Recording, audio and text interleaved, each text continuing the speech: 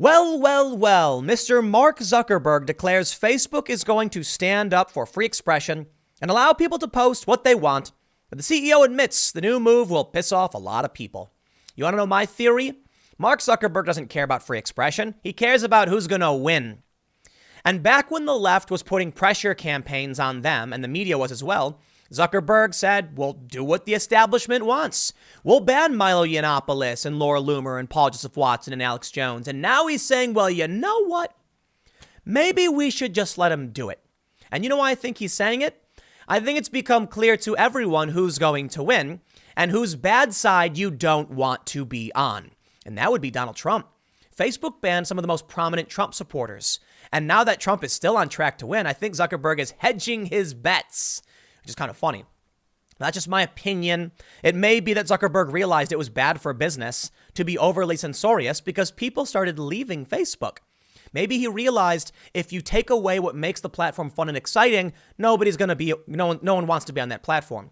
One of the big mistakes YouTube did was banning conspiracy content. You know why? Not everybody who watches it believes all the insane nonsense for the same reason we watch Ancient Aliens. It's fun to think the world can be magical or that other things, in the world that we don't know of yet exist. Yeah, some people fall for it. That's unfortunate, but let people post what they want so we can hear things and be entertained. Zuckerberg apparently learned the lesson the hard way. And if it comes to the Republicans winning again, Trump's final term, we're going to see some legislation to seriously, regulate these social media companies. And Zuckerberg doesn't want that, especially with Elizabeth Warren coming out saying she'd regulate him. Yeah, all of a sudden he changed his tune. Wait. No, protect the people who support Trump because the Democrats are coming for me. I don't trust Mark Zuckerberg anyway. He can say whatever he wants. Let me know when you reinstate the accounts of those individuals like Milo, Laura, and Paul and otherwise. Otherwise, I don't think you're being serious. Oh, you can change your tune now and leave everyone you've banned. But if you were serious, you would unban them. Yeah, he's not going to do it. We'll see. The Daily Mail says, Mark Zuckerberg has declared that Facebook is going to stand up for free expression in spite of the fact that it will piss off a lot of people. The controversial CEO, 35, made the claim during a fiery appearance at the Silicon Slopes Tech Summit in Utah on Friday. Full stop, though. I was surprised to realize Mark Zuckerberg is like a year and a half older than me. Seriously? Now I feel less accomplished. No, I don't know. I'm pretty happy with what I'm doing. But he's a billionaire. I should do better. Anyway, Zuckerberg told the audience that Facebook had previously tried to resist moves that would be branded as too offensive, but says he now believes he is being asked to partake in excessive censorship. Asked to, you literally did, and still do. Increasingly, we're getting called to censor a lot of different kinds of content that makes me really uncomfortable. What did every single one of us fighting for legit free expression say? If you ban this, they will not stop demanding more get banned. And you literally can't ban everything, can you? Hop over to YouTube, where the once plethora of content has whittled down to basically a low tier, bargain bin version of Netflix. I hopped over to YouTube search, and it was kind of shocking that all of the original YouTube content and the lower quality but personable style is gone. They don't recommend my channel anymore, probably for that reason. You do a search, what do you get? You get a bunch of mainstream media and high-profile, plasticky, family-friendly garbage. You know what's crazy to me? So when I watch podcasts and I watch shows, and they tell me my podcast can't be monetized because I talked about current events. Are you nuts? Every day on the TV, every single American hears about these events. It is not taboo.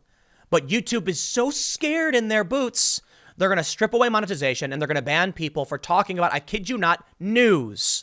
Yeah, okay, YouTube. Well, let's see what Facebook ends up doing. Admittedly, I do post my videos to Facebook too, but Facebook's not a great platform. But let's read more.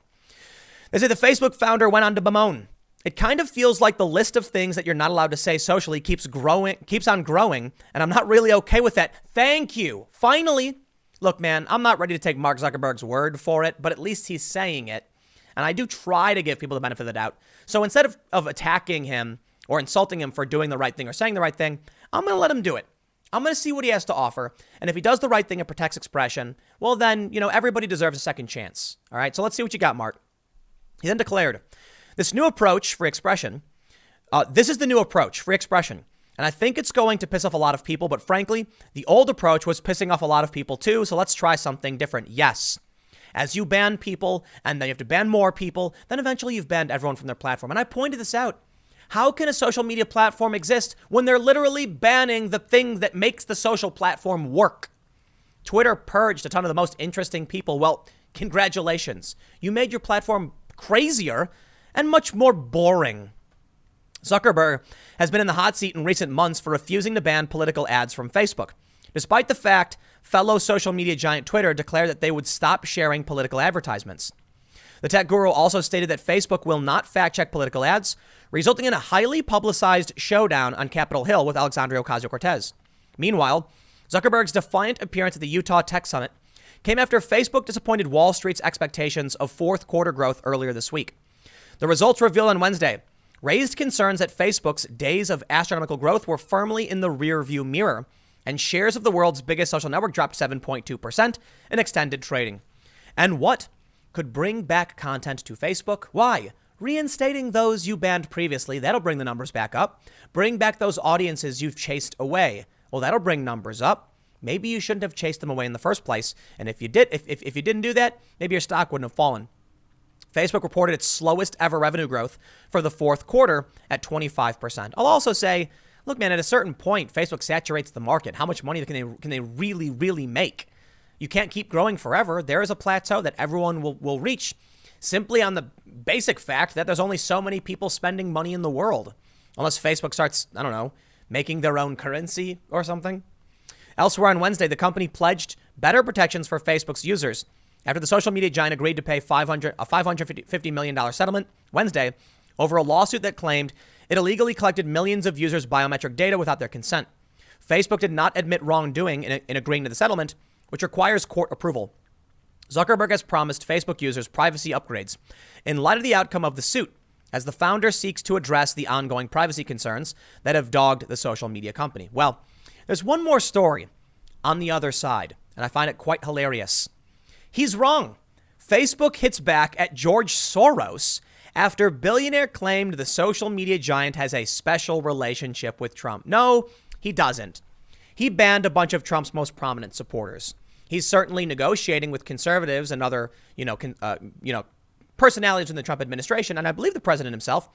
But sure, I guess technically you could call that a special relationship, but in reality, Zuckerberg's relationship is only with himself, okay? What do I think he's motivated by? Benefiting his company, and that's it. Now, George Soros is mad because Mark Zuckerberg is flipping the script and now siding with the Trump narrative, defending the free expression, and the left is outraged. So lo and behold, George Soros, of all people, is going to, bemoan Zuckerberg, they say. The liberal philanthropist made the comment in an op-ed published in the New York Times on Friday morning, arguing that Facebook would help Trump get reelected in 2020. On Friday afternoon, Facebook denied the allegations, saying that they are false. While we respect Mr. Soros' right to voice his opinion, he's wrong, a spokesperson for Facebook said in a statement. The notion that we are aligned with any one political figure or party runs counter to our values and the facts. We continue making unprecedented investments to keep our platform safe, fight foreign interference in elections around the world, and combat misinformation. Yet, just the other day, he said he's going to bring back free expression. Well, we'll see what Zuckerberg actually wants to do. But I do always try to keep these short, but I want to wrap up with something simple. I know it doesn't matter for me to say for the most part, but I know a lot of people talk about YouTubers trying to hit a certain number. I hope it's clear to everybody when you watch my earlier videos that are always like 20 or 30 minutes. I can seriously talk forever, and I try to actually keep things down. But some people don't like that, when I talk about these stories, I don't say the general idea immediately. Okay, let me tell you something. I always try to make sure I open every video telling you exactly what happened. And the reason why I might go over details you already know is because most people don't watch these things. Most people who watch this probably don't know Elizabeth Warren said she would break up Facebook. So I have to say all of this as I go, and it can be quite frustrating. When I get a mix of comments from people who are saying, I have no idea what you're talking about, you need to explain this better, and the other side saying, we know this already, just move on. Okay, I can't do both, but whatever. To those of you who watch and appreciate what I do, thank you so much for watching, and I can only do what I do. That's it. So in the spirit of stopping now and keeping these shorter, I'm going to do that. But okay, no, I'm not. I'm actually going to make this point. It is true that YouTube heavily prioritizes videos that are over 10 minutes. It's a whole part of the whole censorship argument. That's why I'm doing this at the end of this video. I don't do that. I do not. Well, maybe like 99% of the videos I do, I won't be like, oh no, I'm not gonna. It's like typically I can talk forever. These videos, the ones I publish at 6:15 and 6:30, are all kept between 10 and 15 minutes on purpose, meaning I shorten them. Otherwise, if a video comes out at 6 and you're still watching by 6:15, then you're not going to be able to catch the next segment I do. So it's supposed to be a continuous spot. Well, some people catch these videos and they don't like the fact that it functions that way. I don't know. And they assume I'm keeping them, I'm desperately trying to reach 10 minutes. It's not true. I can talk forever. Case in point, I'm literally doing another podcast Monday through Friday. So if you don't like what I have to say, don't watch. To everyone else, thanks for hanging out. I got one more segment coming up in a few minutes, and I will see you all then.